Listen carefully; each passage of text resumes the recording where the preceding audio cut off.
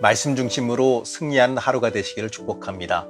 오늘 함께 보실 하나님의 말씀은 아모스서 2장 4절에서 5절 말씀입니다. 여호와께서 이와 같이 말씀하시되 유다의 서너 가지 죄로 말미암아 내가 그 벌을 돌이키지 아니하리니 이는 그들이 여호와의 율법을 외시하며 그 율례를 지키지 아니하고 그의 조상들이 따라가던 거짓 것에 미혹되었습니다.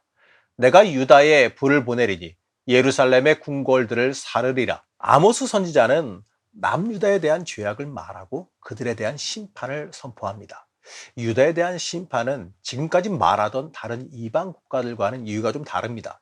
여러 이방 국가들은요, 그들이 이웃 백성을 얼마나 인격적으로 대했느냐에 따라서 하나님의 공의로움으로 심판하셨습니다.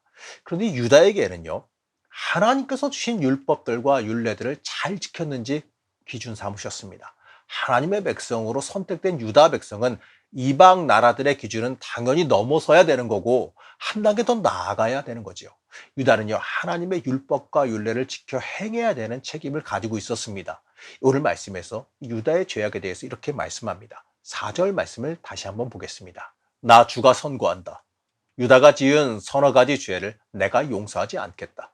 그들의 주의 율법을 없이 여기며 내가 정한 율례를 지키지 않았고 오히려 조상이 섬긴 거짓 신들에게 홀려서 그릇된 길로 들어섰기 때문이다. 이 말씀에서 유다의 죄악을 두 가지로 말씀합니다. 하나는 주의 율법을 없이 여기며 내가 정한 율례를 지키지 않았다라고 말씀합니다. 율법은 당시 이스라엘에게요, 하나님께서 이렇게 살아가야 한다라고 주신 삶의 기준입니다. 그러나 이들은요, 하나님의 기준을 지켜 행하지 않았습니다. 자신들이 편한 대로 가져다가 쓰고 정작 하나님의 뜻은 거역하고 살아가고 있었다는 거죠. 하나님의 사람은 당연히 하나님의 기준에 따라 살아가야 하는 겁니다. 나라고 하는 이 존재가 내 것이 아니라 하나님의 것이기 때문에 더더욱 우리는요, 하나님의 기준과 인도하심에 맞춰서 살아가야 되는 겁니다. 내 인생의 주도권을 당연히 하나님께 내어드려야겠지요. 그것이 신앙의 기본이라는 겁니다. 그런데 이스라엘은 하나님의 기준을 귀하게 여기지 않았습니다. 그 이유가 뭐냐? 자신이 생각하는 기준이 더 중요했기 때문에 그렇습니다.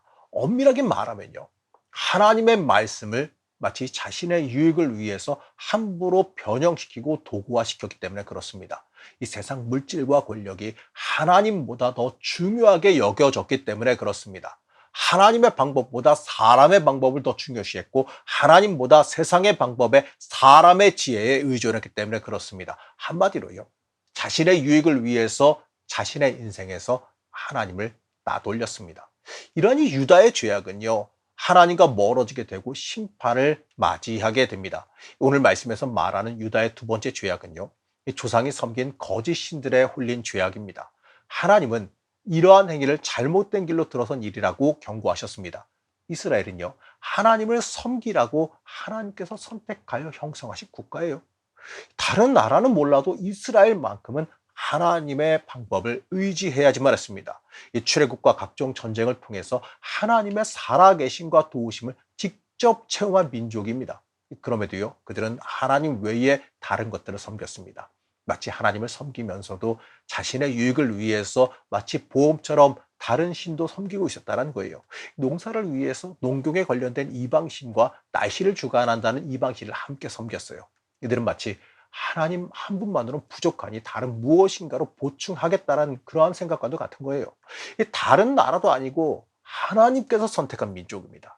자신들도 선민이라고 하는 그 우월의식에 빠져 있을 정도로 강조하고 있는 내용입니다. 하지만 그럼에도요, 이들은 하나님이 아니라 자신의 유익을 위해서 다른 것에 정신이 팔려 있었습니다.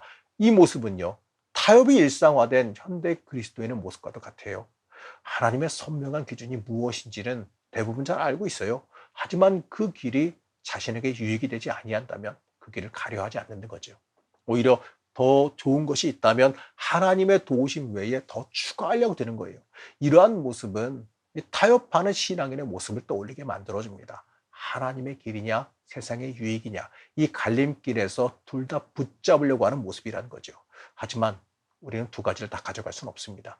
우리 그리스도인의 삶은요, 하나님의 길이냐 세상의 길이냐를 명확하게 정해야 됩니다. 하나님은 유다를 아수르와 바벨론을 통해 침공하게 하시고 결국 바벨론에 의해서 멸망시키셨습니다. 하나님의 백성으로 경고를 받았음에도 전혀 돌이키지 아니하고 하나님과 멀어져 가다가 결국엔 심판을 맞이했습니다. 우리는 이 세상 물질과 하나님의 길을 동시에 선택하려 하지 말아야 됩니다. 사랑하는 성도 여러분, 여러분은 세상의 길과 하나님의 길 사이에서 어떤 길을 선택하시겠습니까? 내가 세우려 하는 것들은요, 하나님 앞에서는 아무것도 아님을 깨달을 줄 알아야 됩니다. 우리의 믿음 생활은요, 선명성이 있어야 됩니다. 내가 어떻게 살아가겠느냐, 내가 어떤 우선순위를 가지고 살아가겠느냐, 여러분 신앙의 결단이 있기를 바랍니다.